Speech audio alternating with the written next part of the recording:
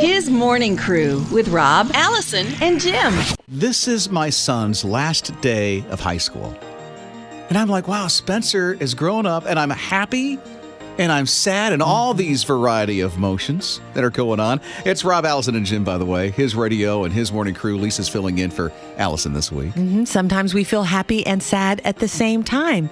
I've just been figuring that out because someone told me to read a book on grief. I had a big life change, and it was actually a therapist who said, Lisa, if you don't grieve, you don't heal.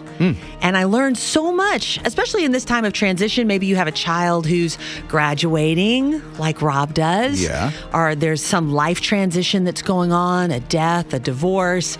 Maybe it's even as sweet and wonderful as your child's going to kindergarten starting in the fall and you feel sad.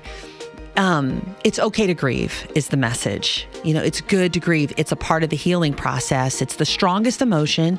And so, Rob, yeah, it's okay to feel sad and be like, that's the end of something that was really good.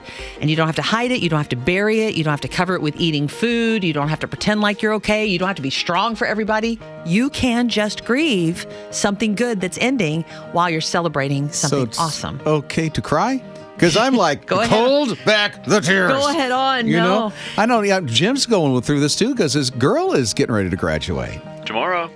Wow. See, I know, and I'm too young for this. It's a big transition. Yes. It's a big transition. But this book on grief that I read, it's called The Grief Recovery Handbook.